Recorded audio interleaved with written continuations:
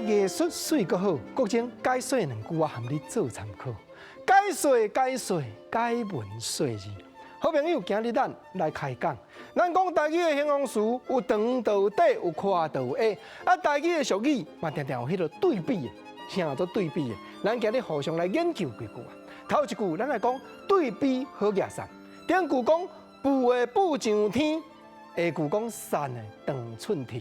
过去社会无公平，这确实。啊，富的富上天，这毋免加解说。毋过善的讲长寸铁，即句话即马少年家原来较罕来讲。长寸铁就是讲厝人连寸铁都无半项。毋知原来过去人有讲哦，国政啊即马吼哈大身躯吼已经长半圆啊。搁有吴振华主唱。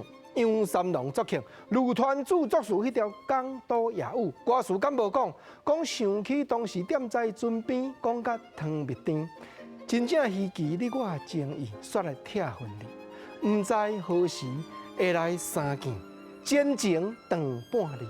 就是讲过去的感情，你连一封批都无寄来，长半厘，连半厘的音讯都无，这个长运用就是伫遮。过来，富的甲善的对比讲了，咱第二句。来讲定的甲软的对比，啥做定的甲软的对比？这句话原来真趣味。讲定像铁机，软像麻糍。当然啦，这当比较真侪无共款的项目啦。啊，你若听郭大成迄条流浪的拳头师，内底内容原来真趣味。郭大成老师讲，太祖拳像铁机，白鹤拳像麻糍，狗拳好骹手，狗拳是食目睭。练功夫拍拳头的人就会比较讲吼，迄若定拳头袂输敢若铁机共款，铁机就上定啊，啊若软咧，软比较戳落去，无迄落比麻糍搁较软的啦。人俗语话咧讲上直的，毋是敢若麻糍尔啦，麻糍搁过脆啦，有够软的啦。所以定甲软的比较，这就是啥？就是用实景互咱去体会。铁机上界定的，互咱了解讲，哦，原来定就定到这个程度。啊若迄落。白鹤拳软甲亲像麻糍共款，用实景互咱了解就对。过来第三项来比较啥？比较迄落有毛的甲无毛的。国政这也有哦，有哦。伫咧戒严时代，较早人咧讲吼，政府的官员食钱外够食，讲有毛的食较脏水，无毛的食较凊退。